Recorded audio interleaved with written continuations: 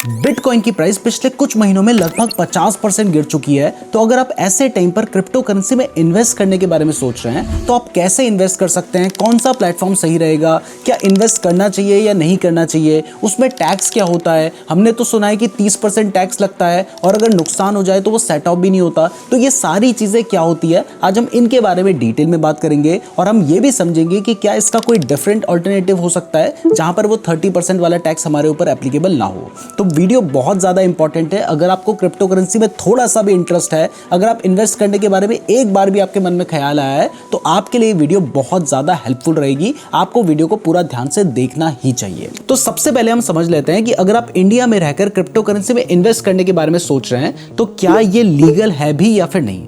तो मैं आपको बता दूं कि इंडिया में कोई भी ऐसा लॉ नहीं है जो ये कहता है कि आप क्रिप्टो करेंसी में इन्वेस्ट करेंगे तो ये इलीगल है, और कोई भी ऐसा लॉ नहीं है जो कहता है कि क्रिप्टो करेंसी में इन्वेस्ट करना लीगल है।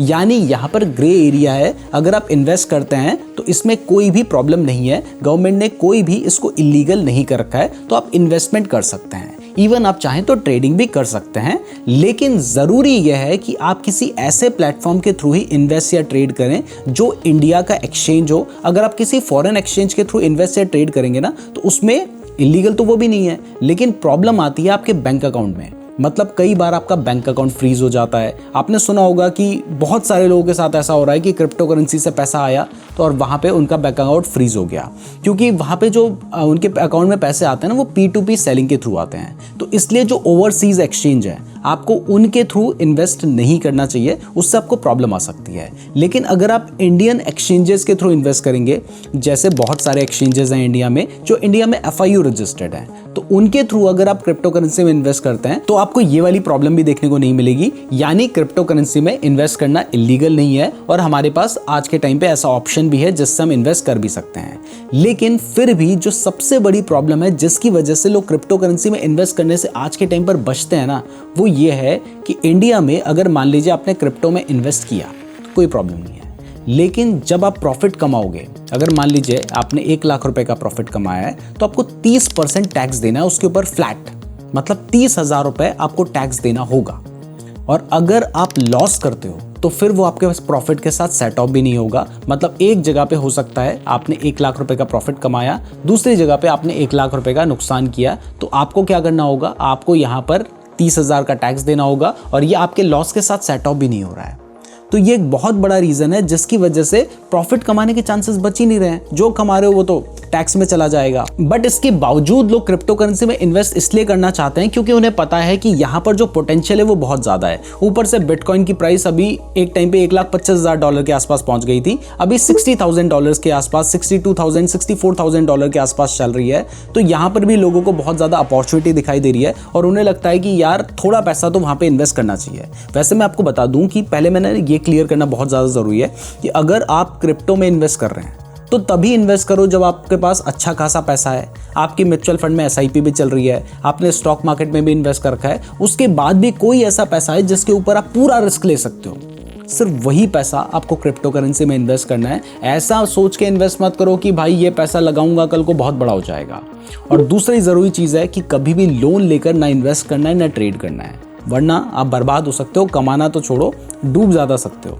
कोई भी कहे, कितना भी भला मानुस आपको ये कहे कि भाई लोन ले ले कल को इतना हो जाएगा ये हो जाएगा, बिल्कुल मत लेना भाई।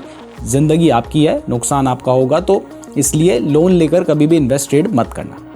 तो अब अगर इसके बावजूद आप इन्वेस्ट करना चाहते हैं तो इंडिया में जो FIU रजिस्टर्ड प्लेटफॉर्म है जिसका मैं खुद यूज करता हूं उसका नाम है डेल्टा एक्सचेंज। अब डेल्टा एक्सचेंज में पहले आप सिर्फ क्रिप्टो के फ्यूचर्स में ट्रेड कर सकते थे, उसका भी एक बेनिफिट है, लेकिन अब यहाँ पर स्पॉट वाला फीचर भी आ चुका है। मैंने डेल्टा एक्सचेंज का लिंक डिस्क्रिप्शन पे रखा है, अगर मेरे लिंक के थ्रू अकाउंट ओपन करोगे तो 2 एक्स्ट्रा बेनिफिट मिलेंगे, डायरेक्ट जाओगे तो नहीं मिलेंगे। पहला बेनिफिट यह है कि आपको 10% जो आपकी ट्रेडिंग फीस होगी उसमें डिस्काउंट मिलेगा, और दूसरा बेनिफिट यह है कि हमारी तरफ से अधीरा यही का 2,000 रुपए का सब्सक्रिप्शन मिलेगा।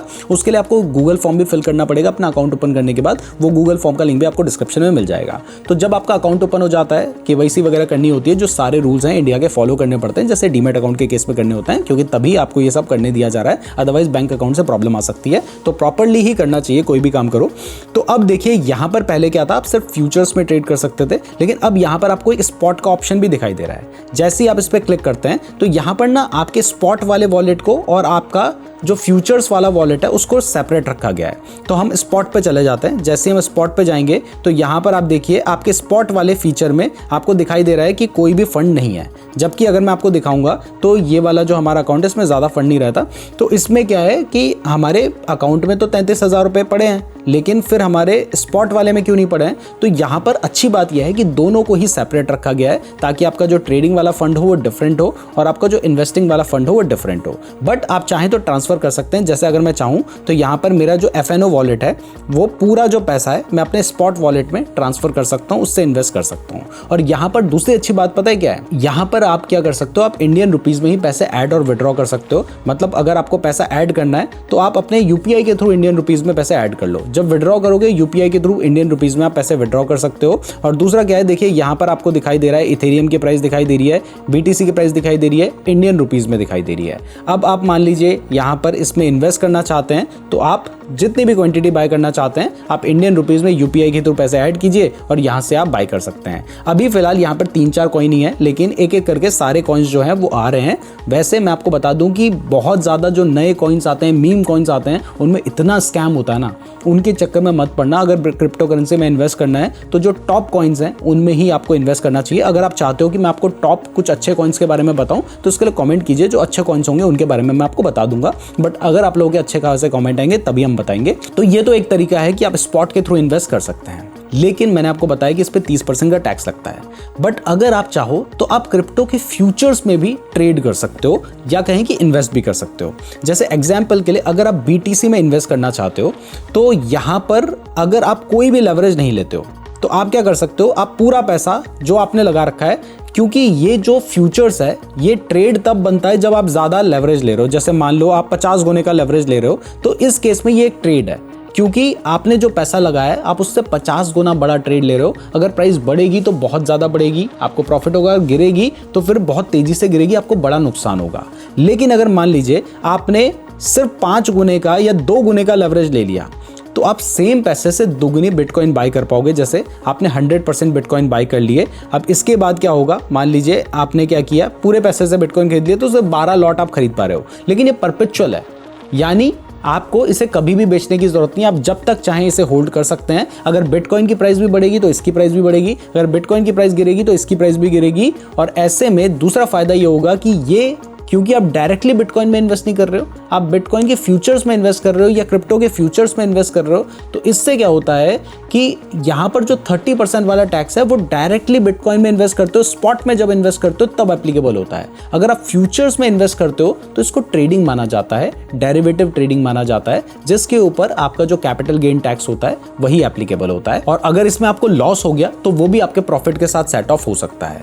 तो बेटर तरीका है, वैसे तो मैं नहीं कहूंगा कि आप डायरेक्टली क्रिप्टो करेंसी में अभी इंडिया में इन्वेस्ट करें, उतना अच्छा ऑप्शन नहीं है, बहुत सारे लोग बोलते हैं, बट मैं पर्सनली रिकमेंड नहीं करूंगा कि आज के टाइम पर आपको स्पॉट में इंडिया में इन्वेस्ट करना चाहिए। लेकिन फिर भी करना है तो डेल्टा एक्सचेंज में ऑप्शन आ चुका है। अदरवाइज आप चाहें तो परपेचुअल के थ्रू भी आप इन्वेस्ट कर सकते हैं। और अगर आपको पैसे ही कमाने हैं तो फिर आप क्रिप्टो के फ्यूचर्स में ट्रेड भी कर सकते हैं, जहां पर आपको पता है कि आप चाहो तो 50 गुने का भी लेवरेज ले सकते हो। मतलब अगर मान लो मैं कोई भी लेवरेज ना लूं, जैसे 1 टाइम्स का लेवरेज यहाँ पे सेट कर दूं, तो अब देखिए मैं पूरे पैसे से सिर्फ 6 लॉट खरीद सकता हूं, जो कि 0.006 BTC।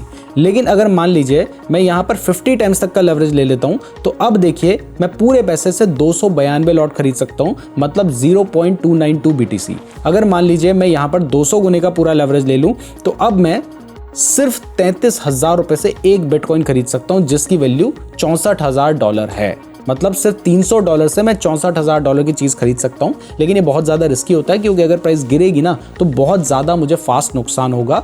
अगर प्राइस बढ़ेगी तो प्रॉफिट भी हो सकता है, बट नुकसान के बारे में भी हमें सोच के चलना होगा। तो मैं उम्मीद करता हूँ कि कैसे इन्वेस्ट किया जाता है, इन्वेस्टिंग के लिए क्या चीज़ें ज़रूरी है, वो आपको समझ आ गई होगी। अगर आप डेल्टा एक्सचेंज में अकाउंट ओपन करना चाहते हैं तो लिंक डिस्क्रिप्शन में दे रखा है। वीडियो पसंद आई है तो वीडियो को लाइक और चैनल को सब्सक्राइब जरूर कर दीजिएगा। अगर आप क्रिप्टो ट्रेडिंग के बारे में डिटेल में जानना चाहते हैं तो ये वाली वीडियो देख लीजिएगा। डेल्टा एक्सचेंज के इस ऐप को यूज कैसे करना है ये समझना चाहते हो तो ये वाली वीडियो देख लेना। धन्यवाद।